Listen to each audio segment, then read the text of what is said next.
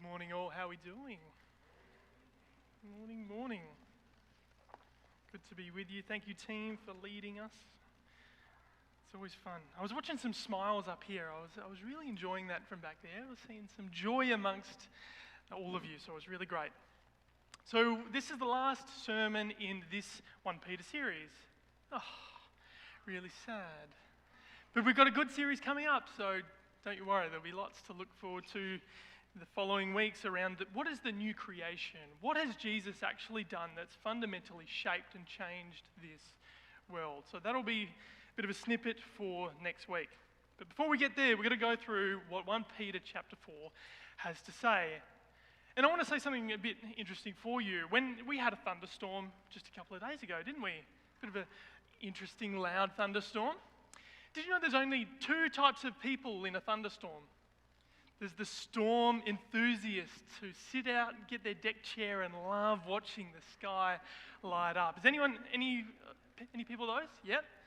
Then there is the others who are storm phobic, who sit and hide and tremble. Isn't there?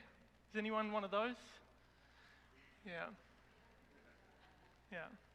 I want to show you a video of maybe some storm phobic people.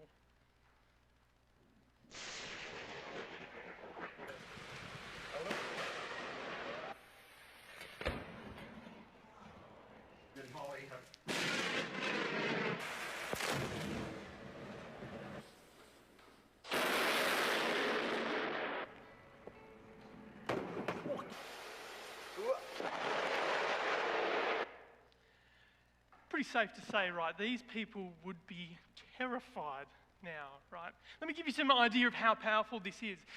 A bolt of lightning can be up to 300 million volts. If you stuck your finger in a power socket, that's 120 volts. What was that? 240? Oh! Thanks, Ruan. 240 volts. I Googled that as well. Google is a liar. It's American. Oh, Americans. Far out. Hope no Americans get to see this. Anyway, 300 million volts, all right? So, and it's interesting, people can survive that amount, but somehow can't survive the wall socket. That's interesting, and maybe we can ask David why that is the case later. But it's interesting. Did you see how they responded to that kind of voltage? They ran, they fled, they were terrified. But I want to tell you a story about some people who maybe weren't terrified. Does anyone recognize this photo here? No? All right, let me tell you the names of these two boys. These Americans. Again, these are American boys. Far out there, a bit silly, aren't they? These boys are called Michael and Sean McQuilkin. In 1975, they were on holiday in California up a mountain, and they recognized there was a storm happening. So they went up nice and high, watching the storm go by with their sister who's taking the photo. And then their hair started raising. Oh, this is amazing. The flashing lights, my hair's doing weird things. But what they didn't know is that when your hair does this, you're about to get struck by lightning. 1 second after this photo, guess what? They got struck. They did all survive, I will tell you that. Right? They are all alive to tell the tale. There is someone in this story who was also next to them who didn't survive and died. They had no idea the danger they are in. They thought it was hilarious. This is a great moment. My hair is doing funny things. And yet they had no idea of the danger they were in. They thought it was cool, but it turns out it wasn't so cool after all. And so in 1 Peter chapter 4, I want to frame that to get us to think about what 1 Peter 4 is talking about. Because Peter wants us to see something important about the power of sin. How maybe there are some in this world who are sin enthusiasts who think that sin won't damage them, maybe like these boys. Sin's not that powerful, it can't do anything to me. And maybe there are others in this world who are maybe sin phobic, who flee from it at any cost to them. And so Peter calls us to ask some pretty crucial questions about sin. And let me lay them on thick for you and then you can get them down, and that's going to frame how we're going forward. How dangerous really is sin? How destructive is it really? And how are we supposed to live in the midst of this sin-filled world? When Jesus hasn't returned, sin still plagues this world. How are we supposed to live? So hopefully that frames how we're going to be moving forward throughout this passage. Did you know, and I'm sure you know, actions have consequences. You know, I tell Eleanor that a little bit of late. She makes some interesting decisions, and I have to tell her there are consequences for your actions. And I learnt that there are consequences for actions just recently. I went on holiday in Albany just recently, and it was double demerits. And I'd just overtaken a few slow cars on the journey. And I wasn't thinking, wasn't processing. I was going about 122, and a cop drove past. I got caught, pulled me over. Why were you going 122, mate? That's stupid. And I just wasn't aware. I wasn't even paying attention. I somehow just sped, ended up getting the fine, and you kind of feel really stupid afterwards, don't you? Has anyone got a fine and felt pretty stupid afterwards? Why was I doing that? Yeah, I know James has. He's told me many stories. Right, if you want some speeding fine stories, maybe you can ask James. He'll tell you some good ones. There are serious consequences for our actions, and let me frame that for you here. Because in the Christian world, there is this movement called antinomian Christianity, a free sin Christianity that proclaims that sin doesn't really have consequences.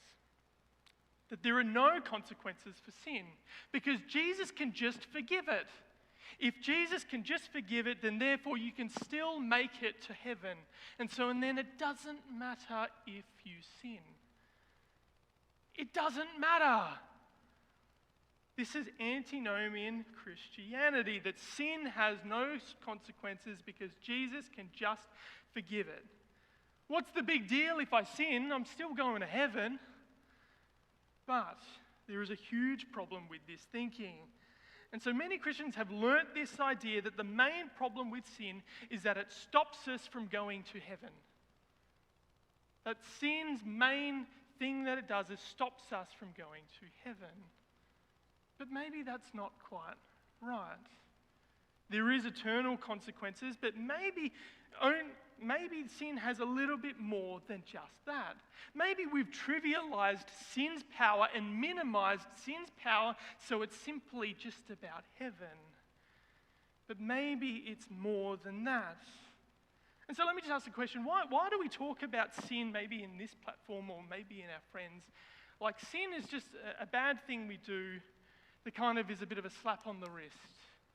Maybe just a red cross against our name, and it's not really a big deal because Jesus can just forgive it. Why do we trivialize it? I'm asking you a genuine question. Do we not know sin's consequences? Because sin, the Greek word for sin is hamartia, which means to miss the mark or disfigure. The power of sin isn't simply stopping us from going to heaven. The power of sin is that it disfigures you and destroys you on the inside. Sin disfigures us so that we can no longer be truly human. It stops us being human today. It stops us today. It destroys us today. Romans 1 tells us that sin disfigures our minds, our hearts and desires, and our actions. John chapter 8 says sin disfigures us by enslaving us, putting shackles on us, and severing our relationship with God and others. Sin isn't simply eternal consequences. Sin has present consequences, and it destroys us. So we cannot take this for granted, like the two boys who were sitting on the mountain about to get struck by lightning. We cannot take sin's power for granted because sin prowls for anyone who is unaware of its power. So let's get real. If you're a Christian today, sin is after you, right? We cannot believe the lie that just because you're a Christian, that sin no longer is out to get you. It is at us every single day. Sin does not go away. And when it knocks at the door, it wants to get in. And you know, when it knocks on the door, it doesn't present itself with its warts and all. It doesn't present itself as this monster of doom who's out to get you, does it? If it did, we would recognize it and go, yeah, not for me, mate. I'd rather not deal with you, sin. That's a bit gross, right? Sin doesn't present itself like that. Sin presents itself as something beautiful, something attractive, something that we might want, something that might benefit us. This is the danger and power of sin, because once we say yes to sin, it makes all these promises that good will come from it. And when we say yes to sin, it promises there will be no consequences for saying yes. Right, you can lust over that beautiful man or woman. There is no consequences, just benefit. This is what sin whispers to us in our ear. You can get envious of others. You can start grumbling over us. There is no consequences, just benefit. You can crave and covet someone's riches, their home and their lifestyle. There is no consequences. There is just benefit. Just go out and take it. Say yes. Has sin said those things to you? Has it whispered in your ear that message? You can do it. Just say yes to me. There will be no consequences for what will happen. This is sin's pattern, and it lures us in, presenting itself as something desirable and harmless. But the trick is, sin tricks us by wanting that which will end up destroying us. This is what happened with Eve. This is what happened with 1 Peter's listeners, and this is what happens with us. We get sucked into desiring the thing that will kill us in this present life. And so Peter has a Jesus-shaped way to combat this problem. In verse 1, he says, "Therefore, since Christ suffered in his body, arm yourself with the same attitude, because whoever suffers in the body is done with sin." On the surface, it kind of seems a little trivial. If you go and suffer, you're done with sin. So and then we'll end the sermon here, we'll be done. You just go out and go and suffer, and you'll go and be holy Christians. Okay? That's not what 1 Peter says at all. The Greek word for done, the done with sin word there, means dead or ended or finished. So, there is only one person who has finished sin. There's only one person who has ended it. That's Jesus Christ, right? Would you agree? Yeah? You haven't ended sin. Sin's still on you, isn't it? Jesus has ended sin. And so the main point so far in 1 Peter is simply this, that Jesus has won the victory over sin. He didn't do a half job. Half the sin isn't dealt with. All of it is dealt with. He has victory. And because Jesus has victory over sin, then Peter invites us into that verse. He says, "Therefore, since Christ suffered and ended sin and has victory over sin, arm yourselves with the same attitude." Peter wants us to have a new Jesus-shaped attitude, an attitude of victory over sin. And so the question is why, right? Why would Peter want us to have this different attitude? And it all has to do with the previous verse in verse 22. And let me just make a clarification here. When Peter was writing writing the book of 1 Peter, did you know chapters and verse numbers were not in the Bible? Christians later put them in. And that makes it really hard to interpret because no one would have any idea that verse 22 has so much to say to verse 1. Because we've gone, oh, that's in a previous chapter. This verse is fundamental, and let me read it to you. It says, the covenant between man and God, saves you by the resurrection of Jesus Christ, who is gone into heaven and is at God's right hand with angels, authorities, and powers in submission to him. Peter wants us to take up this sinless attitude, not because we are representatives of this dead Nazarene, or this sinful criminal, or this religious psycho, or just some false Messiah. Peter wants us to take up this sinless attitude because we are representatives of the King of Kings, the Lord of Lords, the God above all gods, the one who has all authority in this world. We are representatives of the living and enthroned Messiah. So therefore, Peter is saying in verse 2, don't be like the world. As a result, verse 2, they do not live the rest of their earthly lives for even evil human desires, but rather for the will of God. So the main point is that we aren't to display the old way of living, but the new way, the King Jesus-shaped way.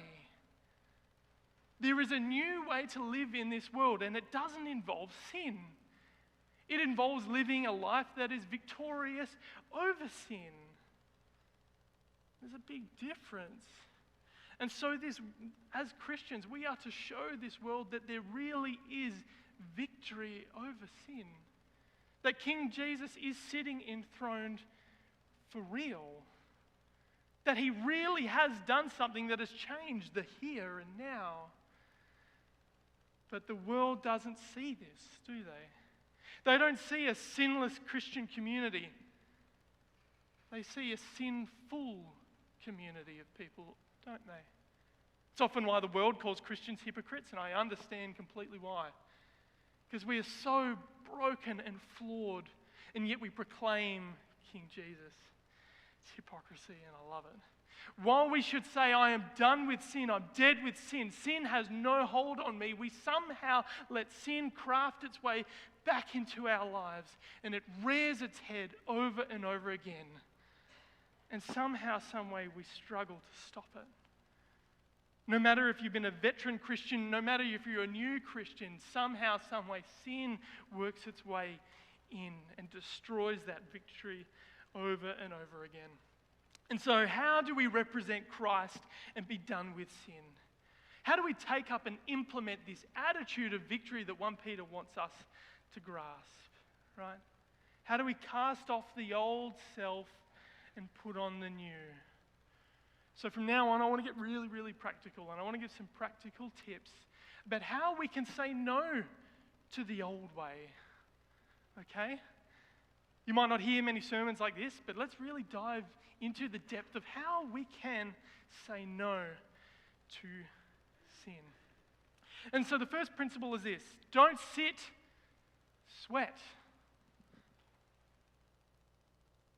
As I said previously, many Christians believe the lie that one day sin will be gone. We'll just wake up and sin will no longer be a problem for me, right? I've been a Christian long enough, I've been a good Christian long enough. Sin will eventually just get off my radar and it will no longer be a problem, right? But this doesn't happen. Sin doesn't give up on you once you say yes to Jesus. It is still there, right? Is it because we are naive about sin's power? Sin literally in Greek means destruction. The famous theologian John Owen said that sin is like this: be killing sin, or sin be killing you. I'm going to say that again so we understand. This life as a Christian is either be killing sin, or sin be killing you. Someone's going to die. Is it you, or is it sin? And this is from Romans 8:13 that literally says, put to death the misdeeds or the sin of the body. So we cannot be passive in this battle. We cannot sit on our bottoms and get nothing done when there is a real battle taking place. And Paul says in 1 Corinthians 9:27, he says he disciplines his body to combat sin. He actively has to train his body so that he is on guard. And so this is exactly what 1 Peter is calling us to do, have this new attitude of victory. And so do we have to take our sin more seriously? Have we been sitting on our bum, not actually paying attention about what's really infecting and disfiguring us today? Our sexual sin, our anger, our coveting, our vanity, our love for riches. Do we need to take a serious look at what's really going on in the deep, dark pits of our body? Principle number 2, don't fight, flee. Most people online, if you've ever thought about how do we fight sin, people often ask the question, how do I fight temptation? I'm really struggling with temptation. How do I fight it? And the answer to that question is you don't. You don't fight sin. Right? If you're in the ring, I'm in the ring with Muhammad Ali. I'm in the ring with Mike Tyson. Right? The way to not lose this battle is to not get in the ring. You don't jump in the ring. Right? Otherwise I'm going to get hit, aren't I? It's the same with sin. We don't fight sin, we don't get in the ring with sin. What we do is we flee it. We run away at all costs. And this is what Paul said to Timothy in 2 Timothy 2:22. He said, flee the evil desires of your youth. Remember in Egypt, Joseph fled Potiphar's wife. He ran as fast as he could. Get on your bike and move.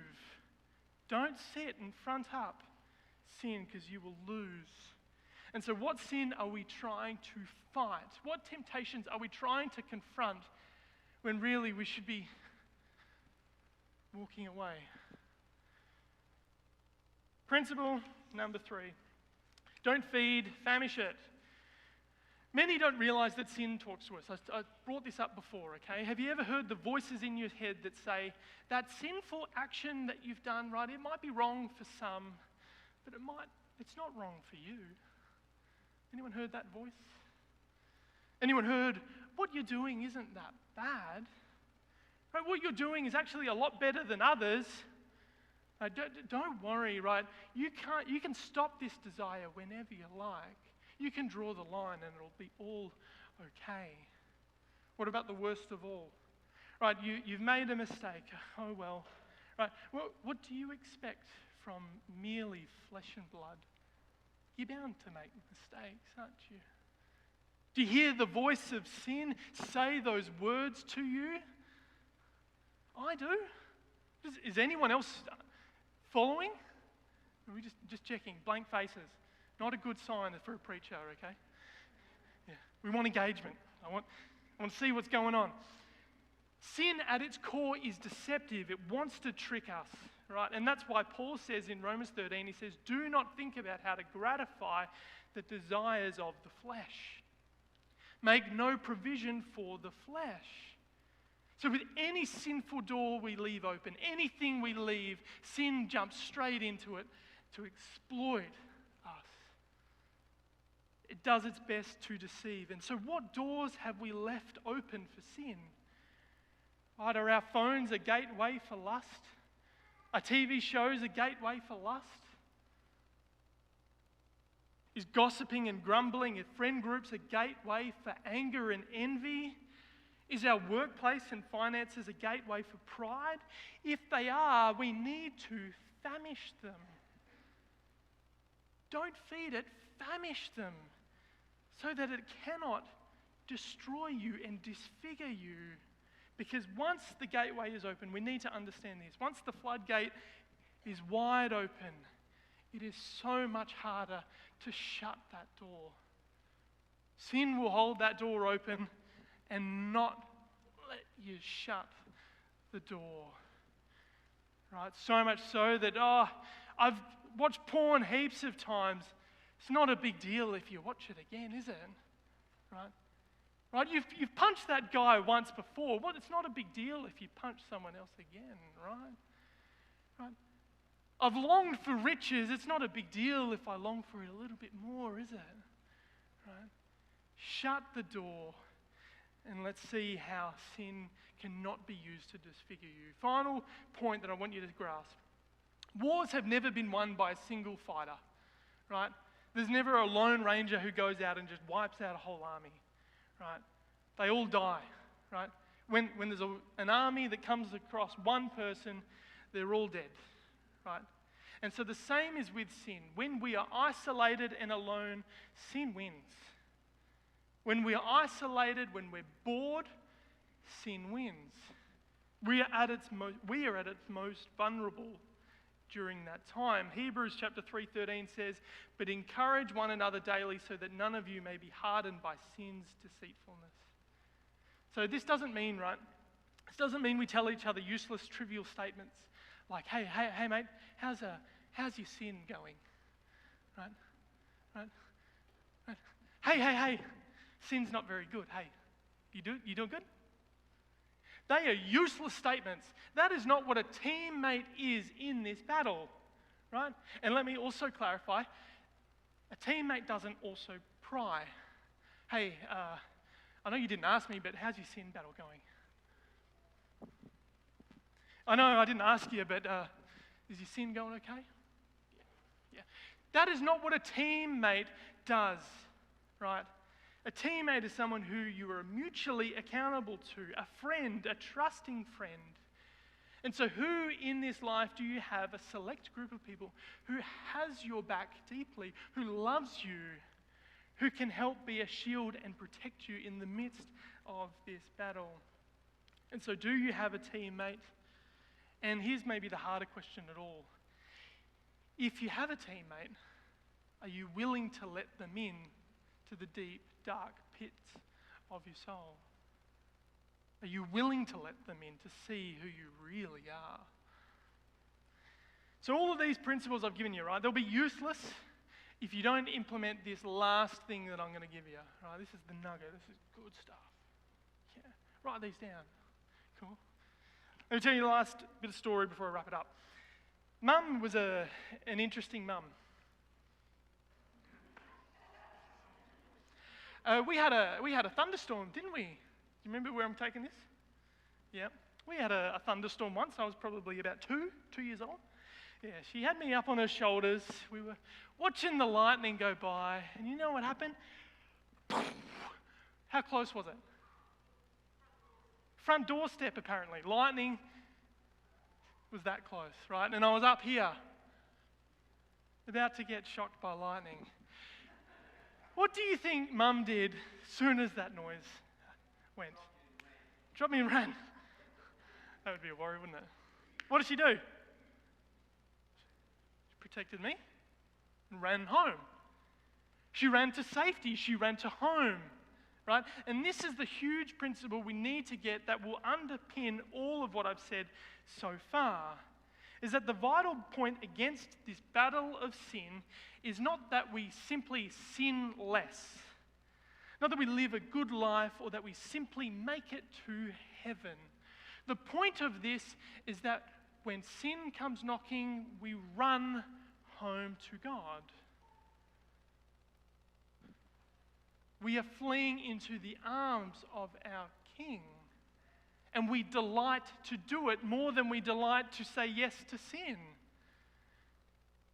This is the bit that will help bring all of those principles to light, is that the goal of this battle is that we might delight in our God and delight in his refuge and not delight in the flesh and the sin that the world provides. And so this is how we represent Christ.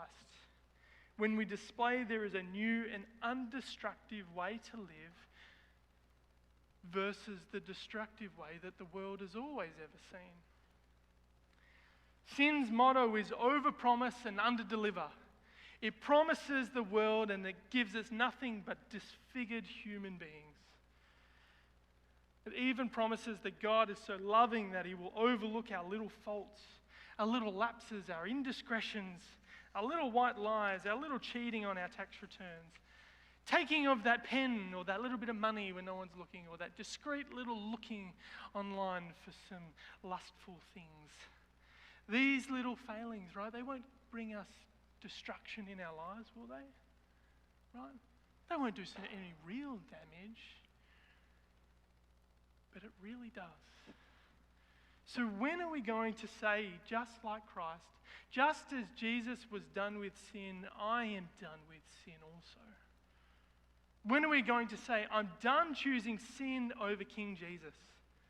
When are we going to delight in that King rather than delighting in something that is far, far not good at all? When are we going to say, I'm done living in defiance and in treason of the King? When am I going to say, I am sick of being ungrateful towards the King who gave his life for me? This is what 1 Peter draws us to think about. Let's pray. Father, we thank you for your Son, Jesus, who died for us in the midst of our disfigured state. We thank you that in the midst of that disfigured state, you loved us and called us your children. Pray, Lord, as we contemplate what it means and how powerful sin is, that you would show us the victory. Show us how to say no to sin so that we might represent you in this world, Lord. In your name we pray. Amen.